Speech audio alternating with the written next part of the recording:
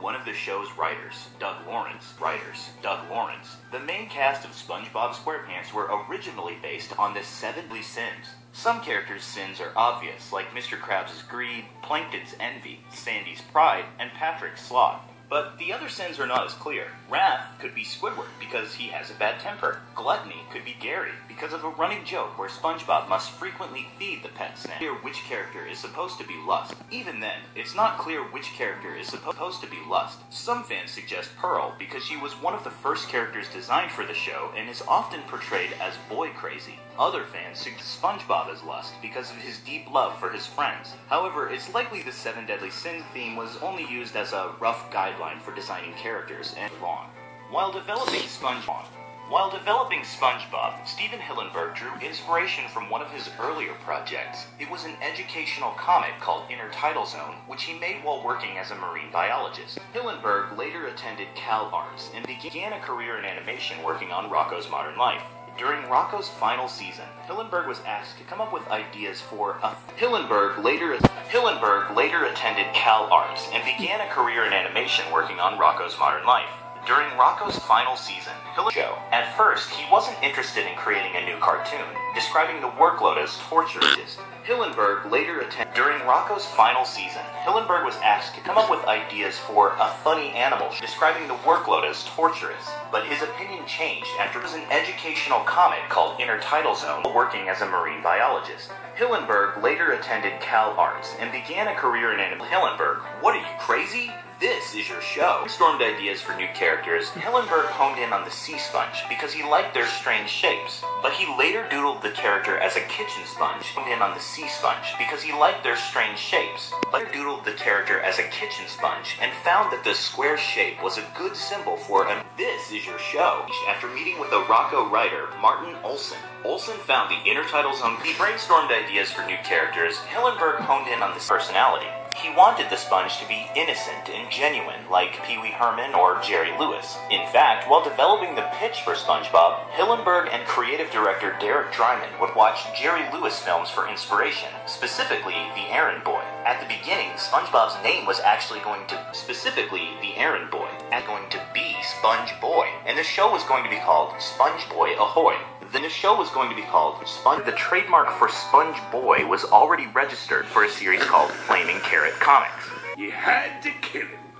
The boy cries, you sweater of tears. Boy me Bob! The name SpongeBob came from Hillenburg's Intertidal Zone comic, which had a character named Bob the Sponge. The surname SquarePants came from an improv session between Hillenburg and Tunch, with SquarePants and a tie, thinking he can get a job at a fast food. Then he said the line, "What's a sponge?" with SquarePants and a tie, personality of the character. At one point, SpongeBob SquarePants fit the clean-cut and nerdy personality of the character. At one point, SpongeBob could have had...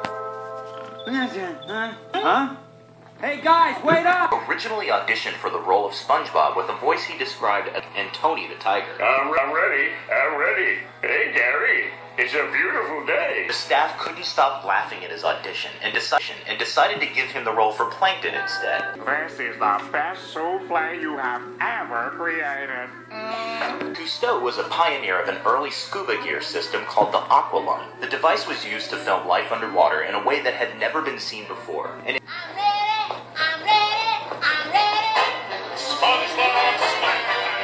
SpongeBob originally had an opening that was completely different than the one known today. This opening sequence was created in 1997, along with the pilot episode, Help Wanted. It wouldn't debut publicly for another 2 years, and by then the opening...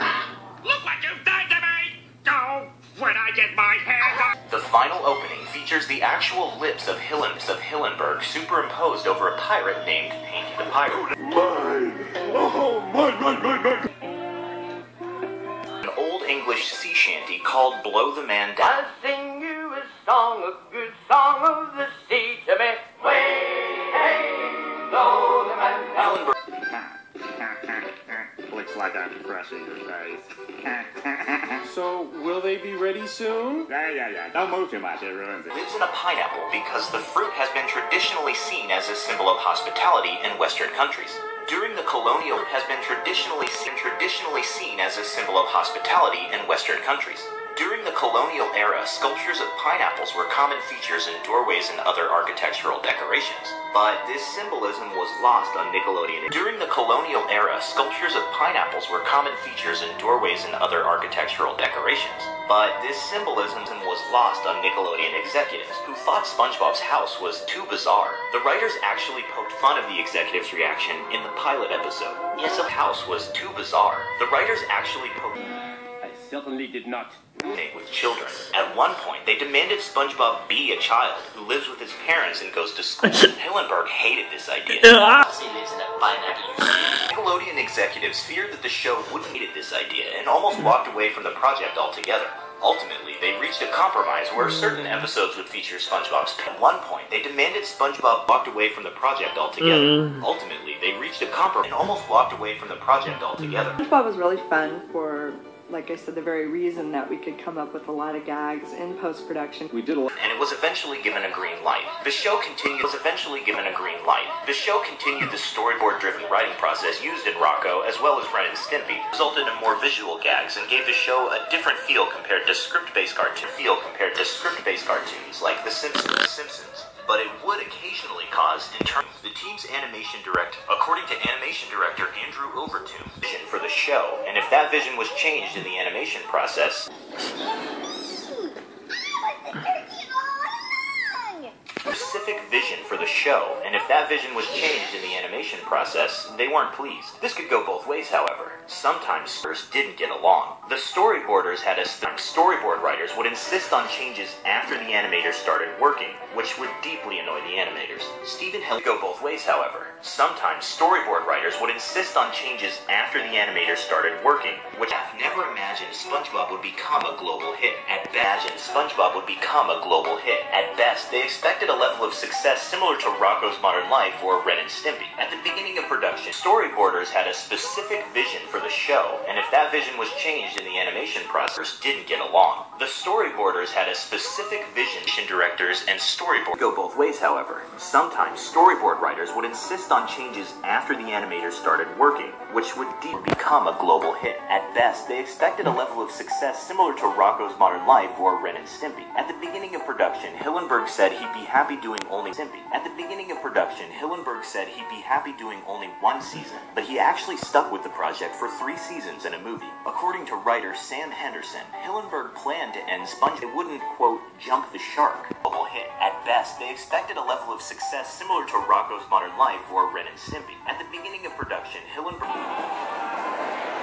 that the crew were running out of fresh ideas. Kent Osborne, a writer who joined the staff for season 3, said, "I did one like that. And not just SpongeBob. Story editor Meriwether Williams had worked on Angry Beavers, and she'd say, 'Oh, we did that on Beavers.' SpongeBob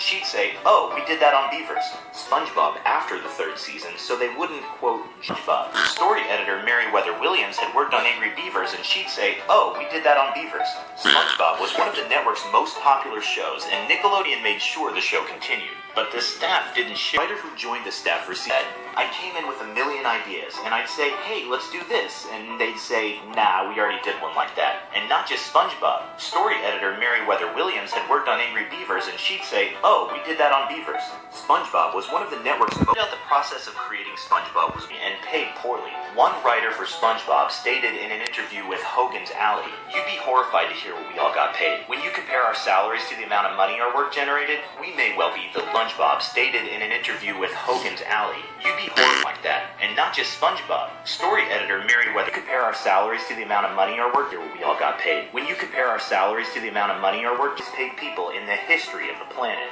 Bob stated in an interview with Hogan's Alley, "You'd be horrified when you compare our salaries from his position, feeling like he'd accomplished everything he'd set out to." Staff members left the series at this point too, either due to creative burnout or the desire to work on something new. The show started a 4th season with a restructured staff, which also resulted or the desire to work on something new. Shift in tone and style for the show had new blood working on it. Steve and some members of the early crew returned to work. Stephen Hillenburg stated that he was happy the show had new blood working on it. Steve turned to work on the 2nd SpongeBob film, Sponge Out of Water. Did you also know that requests for SpongeBob to appear in Super Smash Bros. Were publicly shot down by the game's creator? Or that one SpongeBob game was so bad it may have killed the studio that made it? If you want to know more about SpongeBob video games, click the annotation on screen to watch the Did You Know Gaming video on SpongeBob games.